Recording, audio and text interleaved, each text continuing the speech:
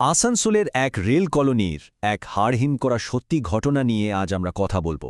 আর এটা কিন্তু কোনো বানানো গল্প নয়, বরং এক রেলগার্ডে নিজের চোখে দেখা আর বলা যেতে পারে একেবারে হাড়ে হাড়ে অনুভব করা এক ভয়ঙ্কর অভিজ্ঞতার কথা। এই কথাগুলো গল্পের বর্ণনাকারী তপন ঘোষের। আর এই কথাগুলো থেকেই কিন্তু আন্দাজ করা যায় যে ১১ নম্বর কোয়ার্টারটা কোনো সাধারণ বাড়ি ছিল না।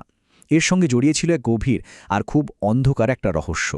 তো চলুন গল্পের প্রথম পর্বে ঝোঁকা যাক। জেনে নিই আসানসোলের ব্রিটিশ আমলে তৈরি ওই লাল ইটের ১১ নম্বর কোয়ার্টারটা ঠিক কী কারণে আর কিভাবে সবার কাছে অভিশপ্ত হয়ে উঠেছিল।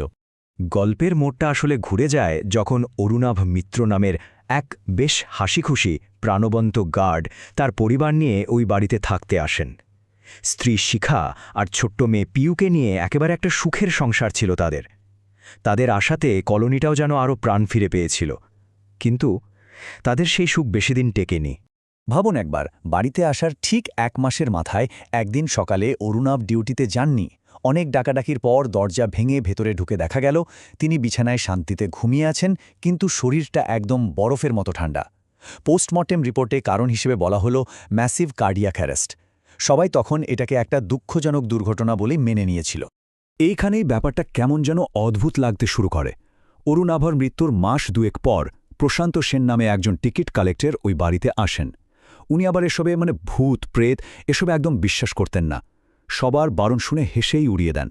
কিন্তু যেটা সবচেয়ে ভয়ঙ্কর ব্যাপার হলো, ঠিক ১ মাস পরেই তারও একই পরিণতি হয়। একই বাড়িতে একইভাবে পরপর দুটো মৃত্যু।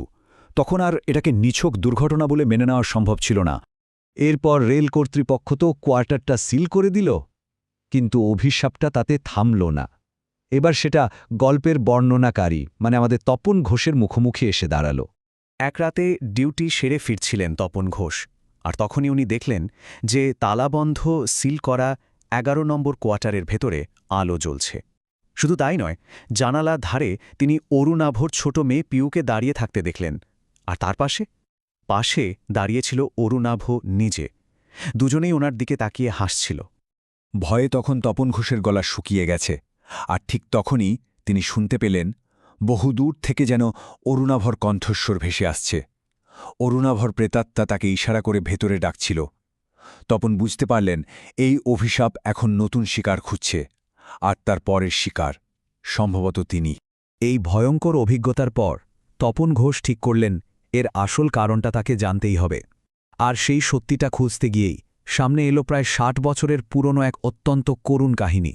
তিনি গেলেন হরিনারায়ণবাবুর কাছে, কলোনির সবথেকে পুরনো বাসিন্দা, বলা যেতে পারে কলোনির এক জীবন্ত ইতিহাস। তপনের কথা শুনে উনি কিন্তু একটুও চমকালেন না, বরং একটা দীর্ঘশ্বাস ফেলে বললেন তিনি জানতেন এই অভিশাপ একদিন আবার জেগে উঠবে। আর তারপর তিনি সে পুরনো গল্পটা বলতে শুরু করলেন। প্রায় ৬০ বছর আগে ওই কোয়ার্টারে মিস্টার ডেভিড নামে একজন অ্যাংলো ইন্ডিয়ান গার্ড তার স্ত্রী এলিজাবেথ ও মেয়ে ডেইজিকে নিয়ে থাকতেন। ডেভিড সাহেব ছিলেন ভীষণ কর্তব্যপরায়ণ। একদিন মেয়ের প্রচণ্ড জ্বর, তবুও তিনি ডিউটি ছাড়তে পারেননি। কিন্তু সেই রাতেই এক ভয়াবহ ট্রেন দুর্ঘটনায় তিনি মারা যান। আর এদিকে জ্বরের ঘড়ি বাবার নাম করতে করতে ছোট্ট ডেইজিও মারা যায়। এই জোড়ার শোক সহ্য করতে না পেরে এলিজাবেথ ওই ঘরেই আত্মহত্যা করেন। তো হরিনারায়ণ বাবুর মতে সেই থেকেই এলিজাবেথের অতৃপ্ত আত্মা ওই বাড়িতে রয়ে গেছে। তার মনে গেঁথে গেছে যে ডিউটির জন্যই তার পুরো পরিবারটা শেষ হয়ে গেছে। তাই সে প্রতিজ্ঞা করেছে ওই বাড়িতে থাকা কোনো রেলকর্মীকে সে আর ডিউটিতে যেতে দেবে না। ঘুমের মধ্যেই তাদের আত্মাকে শরীর থেকে আলাদা করে নিজের একাকিত্বের সঙ্গী করে নেয়। এইসবটা জানার পর তপন ঘোষের বিপদ কমার বদলে যেন আরও বেড়ে গেল। দুঃস্বপ্নে অদ্ভুত সব অনুভূতির মাধ্যমে তিনি বুঝতে পারছিলেন যে ওই আত্মা এবার তাকেই নিশানা করেছে। তাই তিনি ঠিক করলেন আর ভয় পেয়ে নয়, এবারের মুখোমুখি হতেই হবে। মুক্তির পথ খুঁজতে তপন অরুণাভর শ্বশুর বাড়িতে যান এবং সেখান থেকে শিখার লেখা একটা পুরনো ডায়েরি জোগাড় করেন। তার কেন যেন মনে হয়েছিল এই ডায়েরির মধ্যেই হয়তো এই অভিশাপ থেকে মুক্তির কোনো রাস্তা লুকিয়ে আছে। ওটাই ছিল তার শেষ আশা। সেই রাতে কোয়ার্টারের ভেতরে ঢুকে তপন ডায়েরিটা পড়তে শুরু করেন। আর ডায়েরিটা খুলে উনি যা পড়লেন তা এলিজাবেথের গল্পের থেকে অনেক বেশি মর্মান্তিক। শিখা লিখেছিলেন তিনি নিজেই তার মেয়ে পিউকে দুধে ঘুমের ওষুধ মিশিয়ে দিয়েছিলেন, কারণ এলিজাবেথের আত্মা রোজ রাতে পিউর কাছে আসত, তাকে নিজের সঙ্গী বানাতে চাইত। মেয়েকে একটা প্রেতাত্মার খেলনা হতে দেওয়ার থেকে তাকে চিরশান্তি দেওয়াকেই তিনি ঠিক মনে করেছিলেন। ডায়েরি পড়া শেষ হতে না হতেই ঘরের ভেতরটা যেন বরফের মতো ঠান্ডা হয়ে গেল, আর ঘরের কোণ থেকে ভেসে এলো এক শীতল ক্রুদ্ধ গলা। আসল খলনায়ক এলিজাবেথের আত্মা সামনে এলো। সে জানালো সত্যিটা জেনেও আর কোনো লাভ নেই, কারণ তারা সবাই এখন তার কারাগারে বন্দী। এরপর শুরু হল এক ভয়ঙ্কর অলৌকিক লড়াই। একদিকে এলিজাবেথের অশুভ শক্তি আর অন্যদিকে মিত্র পরিবারের ভালোবাসার শক্তি। তপন সঙ্গে এনেছিলেন শিখার মায়ের দেওয়া কালীঘাটের প্রসাদী একটা রূপোর বালা। সেটা ছুঁড়ে মারতেই এলিজাবেথ যন্ত্রণায় চিৎকার করে ওঠে। শেষে হেরে গিয়ে এলিজাবেথ আত্মবিনাশের মাধ্যমে পুরো বাড়িটা ধ্বংস করতে চাইল।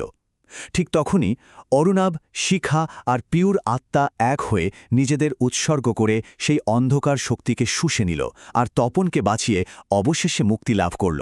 তপন ঘোষ তো বেঁচে গেলেন, কিন্তু ভাবছেন গল্প এখানেই শেষ?